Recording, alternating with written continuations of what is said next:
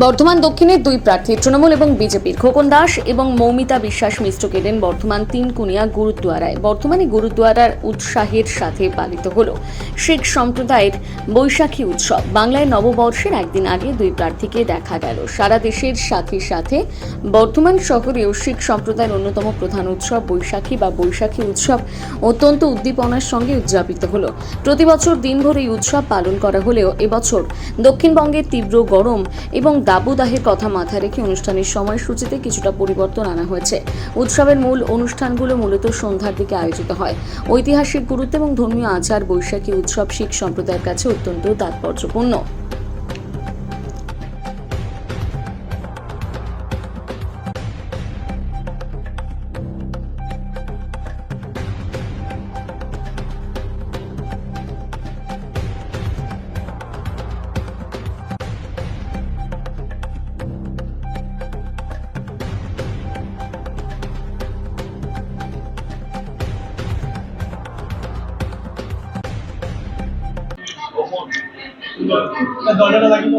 প্রতি বছরই আমি আসি, আজ নতুন না, দীর্ঘ বছর বছর ধরে আমি এই অনুষ্ঠানে উপস্থিত থাকি।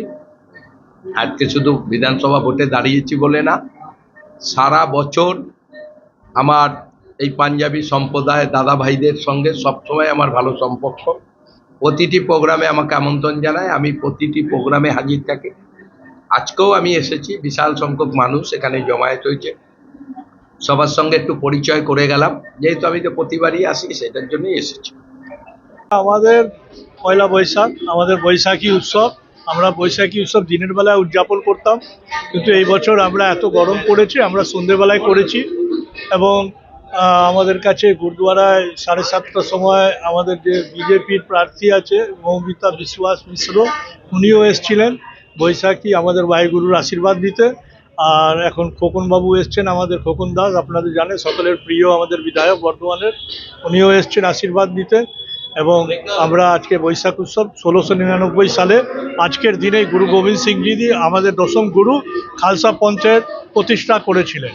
আবার এটা বৈশাখীটা আমরা করি যে আমাদের মানে যারা কিষাণ আছে, কৃষক আছে, কৃষকদের ফসল যখন উৎপত্তি করে তো কাটে, সেই সময় কিষাণদের আমাদের সম্মানকে, ওদের মেরুদণ্ডকে আরও শক্ত করতে আমাদের এই পয়লা বৈশাখ উদযাপন করা হতো।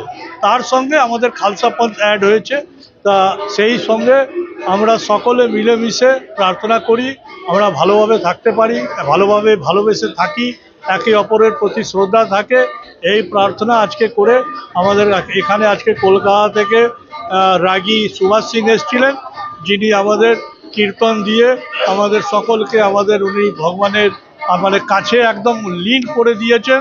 তা আজকের এই দিনে যে কোনো বিজেপি হোক, তৃণমূল হোক, কোনো প্রার্থী দূরে থাকেনি, সবাই এসছে আমাদের গুরুদ্বারায়। সকলকে স্বাগত।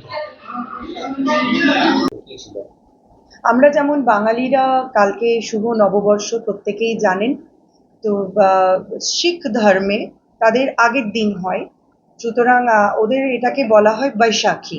বৈশাখী ওদের কাছে নতুন বছরের সূচক, মানে শুভারম্ভ। সেই হিসেবেই আমি গুরুদ্বারাতে গেছিলাম এবং সেখানে গিয়ে আমি সবার সঙ্গে ছিলাম। সেখানে আমি বাবার কাছে প্রত্যেকের জন্য শুভেচ্ছা এবং তারা যেন পরিবার নিয়ে, তাদের সন্তান নিয়ে সারা বছর ভালোভাবে থাকেন, সেজন্য আমি তাদের জন্য প্রার্থনা জানালাম। আর আমি যেহেতু যখন পড়াশোনা করতাম পাঞ্জাবি পাড়াতেই থাকতাম, সেই হিসেবে তাদের সঙ্গে আমার আজকের নয় বিগত 20 বছরের রিলেশন। তারা আমাকে ঘরের মেয়ের মতনই জানে। তাই শুধুমাত্র আজকের দিন নয়, যেমন আমাদের গুরু গোবিন্দ সিংজির যেদিন আমাদের জন্মতিথি হয় সেদিনও আমি যাই গুরুদ্বারাতে, সেখানে আমি লঙ্গারে থাকি এবং তাদের সঙ্গে আমি প্রত্যেক অনুষ্ঠানে তাদের সঙ্গে আমি পার্টিসিপেট করি। ঠিক সেইভাবেই আজকে আমি গেছিলাম এবং অত্যন্ত আন্তরিকতার সঙ্গে তারাও আমাকে ওয়েলকাম জানিয়েছে, তারাও আমাকে আগামী নববর্ষের শুভেচ্ছা জানিয়েছে এবং আমার যে আগামী কর্মসূচি আছে তাতে সাফল্য কামনা করেছেন তারাও। আমি তাদেরকে আমার কৃতজ্ঞতা জানিয়েছি।